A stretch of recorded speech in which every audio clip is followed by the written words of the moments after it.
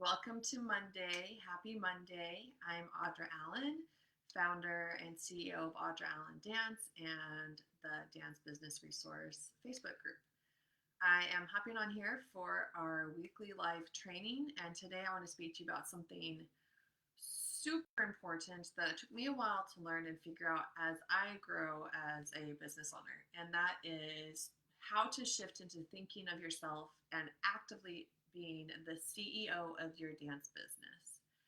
This is crucial because I believe strongly that in the dance world, we are not given the educational resources or even think we have the capability to be CEOs, right? Yes, those who start their dance business, that's amazing, and you've done so much to be the founder and owner of your dance businesses.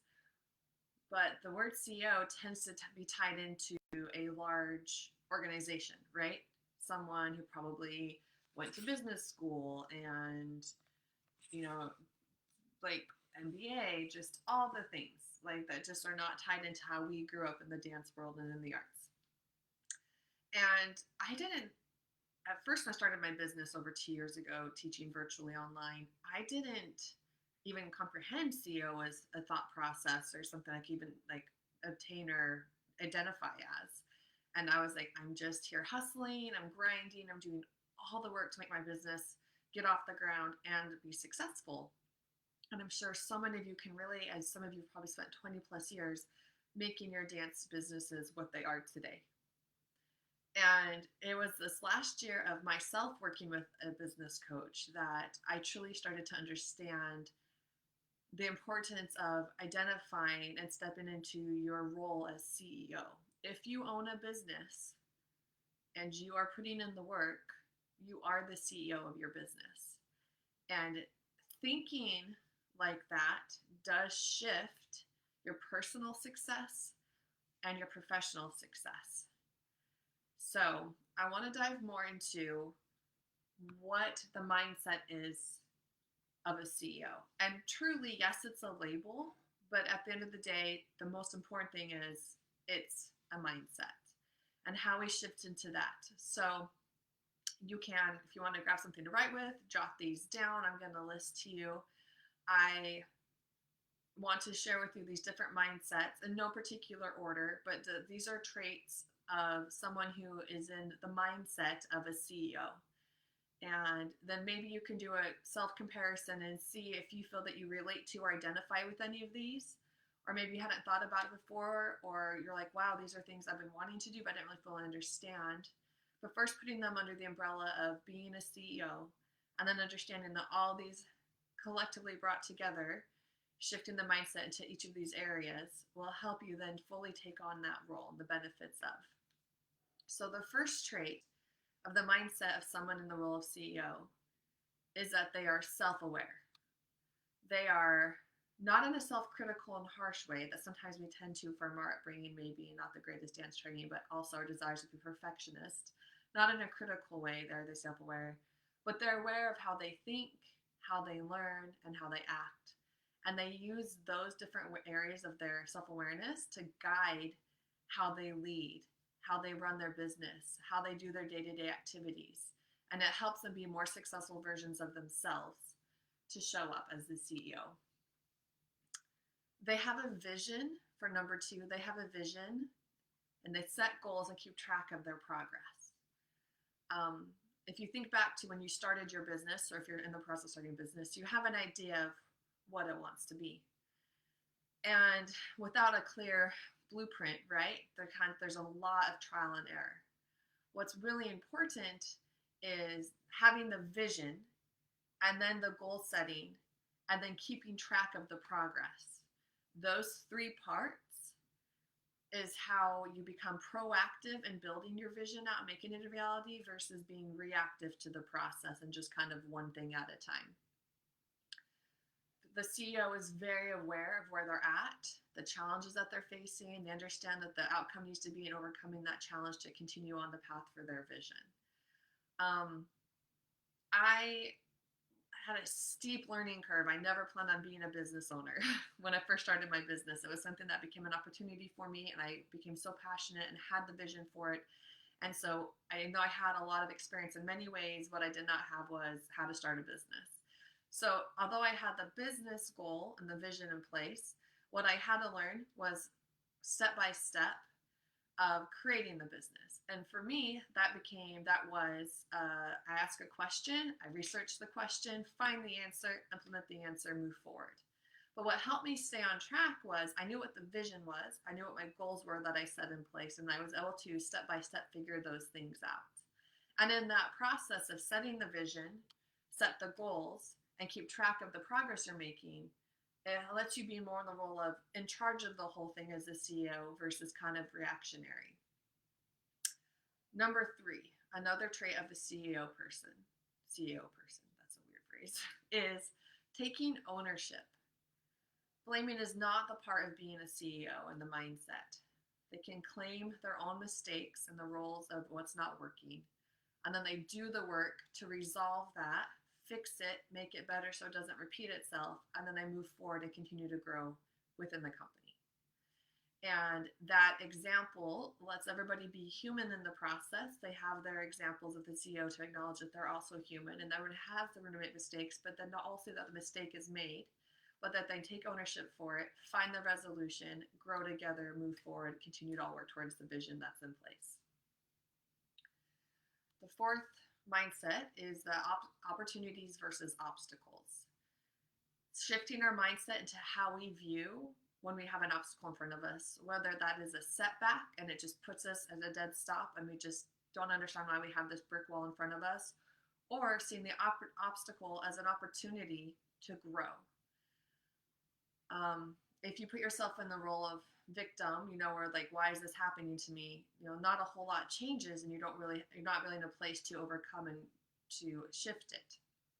But I do personally believe that when things get really hard and I feel that there's a lot of challenges in front of me as I'm trying to grow my business, I see it as the universe letting me know that if I can get through this hard thing, that I'm leveling up and I'm actually going to be a better version of myself and have even a more positive outcome and actually closer to my vision on the other side. And it has been true to me time and time and time again. So viewing an obstacle as an opportunity versus a setback, having that mindset and saying, this thing that's in front of me, again, how they overcome that challenge and how you overcome that challenge as a CEO. Number 5. They have a positive mental attitude in general. They understand that they set the tone and lead by example for not only just themselves, but the entire business, for your staff and faculty, for your clients, if you have students, and the family. If you are someone who says, I see this challenge, but we're going to get through this, let's figure this out, people will see your example and follow it. If you come in and maybe we've seen that example, right, of sometimes people like coming in and kind of always complaining about the thing and not really problem solving, but just kind of being in a negative mindset space. We don't really feel that we have room to grow from that. We're all just kind of sitting in that negativity. But if you can stay positive and you truly believe that you can overcome the thing, you are setting that tone and example for your company, and you'll see positive results who are those who work underneath you and with you and as your clients. And overall, you'll all continue to move forward towards your vision because they're following your leadership.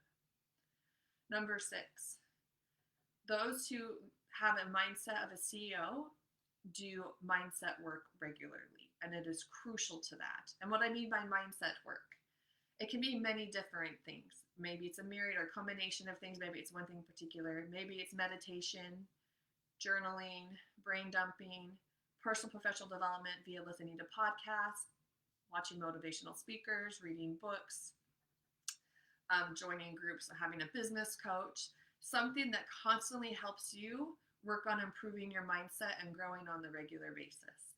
I'm a business coach. I've had my business for over 2 years. I coach other people in many different capacities in the dance business world. And I still have my own business coach that I work with because I want to continue to better myself on the regular basis. I also spend time every morning doing mindset work. And for me, that is I don't get my book in here. Oh, I do. For me, it's right next to me. For me, that is using my notebook, and every day I write down my 3 words I have focused for the year, my I am statements I'm using for that month, 10 things I'm thankful for the past 24 hours, my intentions for that day in personal, work, and home categories, and then 10 manifestations that I want to bring into my life that I'm working towards. And then from there, my brain dump. I don't really journal so much as I brain dump, which is anything that's just on my mind, I just get it all out on paper. And once I feel it's on paper, I can then better sort through it. And I do that every morning. And then I sit down with my work planner and I plan out my day and I put what's on my schedule and I reorder in order of importance that day, my to-do list and what needs to happen. And then for my spiritual side, but I still feel it benefits me and helps me as a CEO, is I do some scripture reading. But that this process, the mornings that I don't do this and I skip this, I want to say very important step, not a minor step, I end up becoming someone who's reacting to my day versus being proactive about my day. I didn't set myself up to make conscious choices of how my day is going to go. And instead, I'm just like fighting to get through all the things. But when I'm doing the mindset work regularly, it helps me wherever my mind is, helps me focus on it, get it back on track if it's not really in a great place, helps me continue to move forward, grow, learn, better myself personally and professionally. And then I'm in a much better state for my day to take on the challenges I'm going to have. Number 7, how and where you spend your energy is just as important as your time. Yes, I know our time is so valuable, and when we are like a small business owner and we're doing all the things that we just, our time, right, we just feel so precious, but we're giving it to everybody and everything for the sake of our business. But our energy is even more important than our time. That we have to be consciously aware of how we're spending our energy so that we can then use that energy in the best, most proactive ways, which translates into how our time is being used. Again, that puts you in the state of being proactive versus reactive.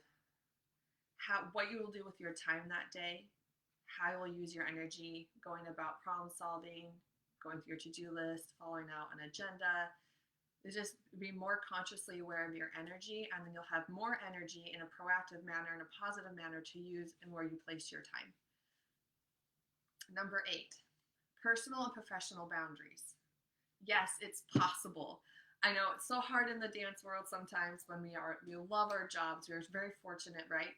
The businesses that we have to combine our passions with our businesses. And sometimes it gets really hard to make sure we have personal and professional boundaries. And I'm not talking about, separating, like getting to know your dance families and like them like not knowing you're married or have kids. I'm talking about that you first put respect for yourself, and then and you honor them yourself, and then everyone else will honor them. And let me further expand on that because that probably did make a lot of sense. So I want to first speak to when I was first started doing business coaching, and a lot of that happened around when COVID hit, and I was helping so many dance businesses transfer online very quickly, right? To be able to keep the doors open, their businesses going.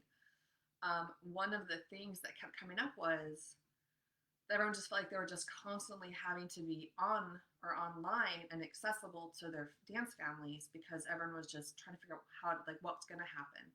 And because the virtual world is on and open 24/7, that means people will message you regardless of the day and time.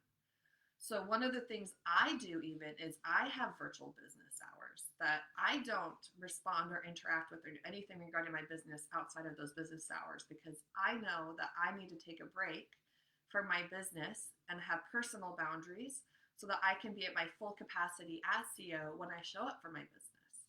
So even though someone might message me at 3 o'clock in the morning, I personally don't even check my phone until after I've done my mindset work and had my morning stuff done. I don't even turn my phone on and look at it until then because I want to be in a place of being proactive and choosing how I'm going to be that day versus I wake up, check my phone, see the 3 a.m. message, and immediately go in a state of reacting to those around me versus me being in control of how I'm showing up. And because I've set those boundaries in place, I find that I'm in a much better mindset and headspace and more positive, and I'm able to show up better for those people who message me at 3 a.m. That's an example, right? Also, one of the things I started implementing probably this last summer was that I don't work on Sundays. I made a personal conscious decision that Saturday nights I delete my social media apps from my phone. I don't do any work on Sundays. I shut my computer off. I power it down. then the whole entire day Sunday, I am off the grid. I'm with my children. I'm doing things around my house. I'm going to church. I'm whatever's happening. It's nothing to do with my work. And then Monday mornings, I reinstall my social media apps. I power my computer back on, and I get back to work. And at first I felt guilty because I did have people who could have used my help on Sundays, but I knew I couldn't show up for them the best version of myself if I wasn't allowing myself to recharge and have those personal boundaries. And I have a lot of people who are consciously aware of that boundary now. Sometimes I'll have emails that will come through on a Sunday, which I don't get till Monday, and they're like, "I'm so sorry for bothering you. I know it's your day off. I know you're taking a break, but this is the only chance I had a chance to email you." And they're apologizing, although I didn't get it, so it didn't negatively impact me. But they're respecting that, and they're aware of that boundary I have. And I look forward to Saturday nights. I love my job. I love helping the dance community. I love helping others succeed in their businesses. But I also love being a human and relaxing and recharging. And because I figured out how to have those personal, professional boundaries and what those are, and I respect them for myself, others respect them as well. And I feel I have more permission and room to show up even more in better capacity as CEO of my business and as a business coach to help others. Number 10, the final step, although not the only 10 things to do to shift into your CEO mindset, is you have to believe it.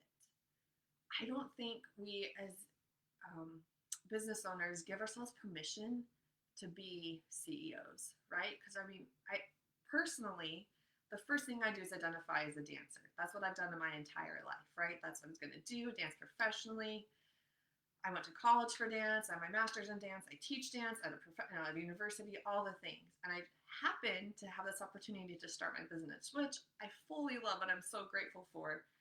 But it took some time to get to the point where I felt I could be more than a dancer and identify myself more than a dancer or a dance teacher, which I kind of feel like are the two generic roles that we feel that we can have.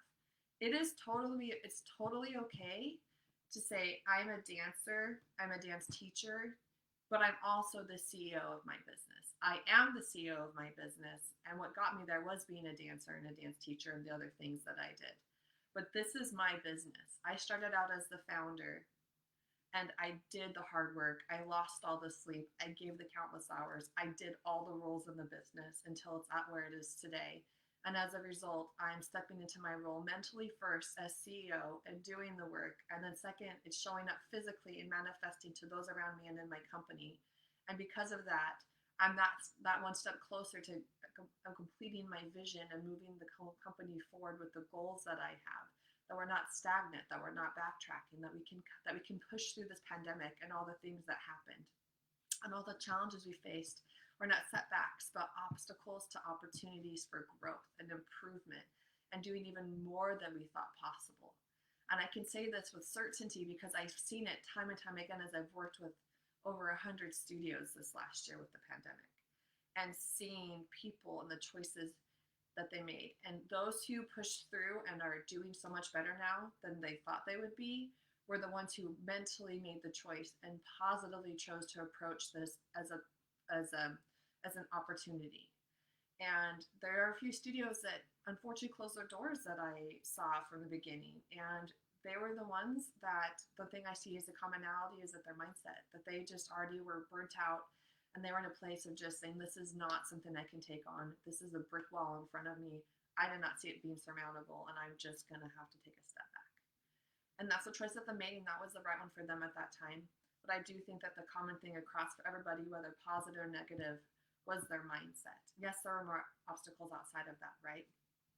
Because one of our hidden secret powers, regardless of how we identify, is that we all have the ability for creative problem solving. We're all creatives at our core. Dancers, we're creatives. We're creative problem solvers, whether that's how we're going to accomplish getting this dance stuff as clean as possible, the choreography just right, to cover up the mistake that happened when we forgot something on stage, the teacher who needs to figure out a different way to teach the concept to the student who wasn't getting it the first time around, to how we're starting the business and overcoming those challenges. We're creative problem solvers. And if we can tap into that superpower that we all have and figure out how to work it to our benefit and being self-aware, how we think, how we learn, how we communicate, and using those self-awareness items to our benefit, we're only going to see success. The last thing I want to touch on for a second is that I did say personal professional boundaries, and I spoke to that for a minute because I truly believe that if your personal life is really struggling, it does impact your professional life, especially for those of us in the arts who we are more emotional people, more creatively minded, and they tend to be more synonymous versus separated. And and as you move into the CEO mindset, I want you to also think about being CEO in your own life. And that's actually one of my I am statements I've been writing this month is I am CEO of my life and my business. And at first I was just focused on with my business, but when I started to realize these things that I apply in my business are also completely transferable to my life.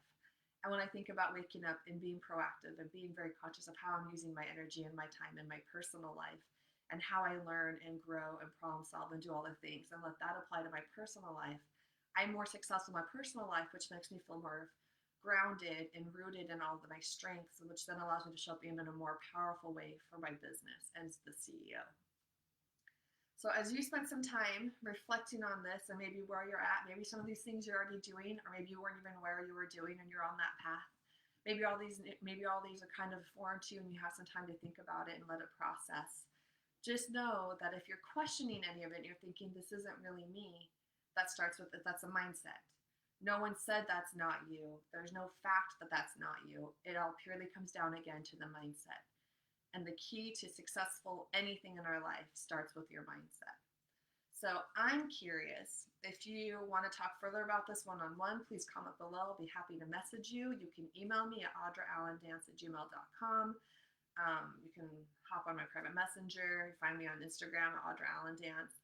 I would love to talk more with you about this if this is something you find that you're kind of struggling with, or you want some help getting there, or want to hop on a free 30-minute strategy call one-on-one. I'm more than happy to do that with you and help you find your identity as your CEO of your business. And I really appreciate you joining me on this journey today. Keep in mind, keep looking out for some extra follow-up comments and questions I'm going to be posting throughout the week to kind of keep this dialogue going. And I appreciate your time, and I'm hoping that you found some value in today's topic. And I look forward to hearing and seeing your journey as you step into your role and mindset as CEO of your business. Thank you so much, and I'll see you next week.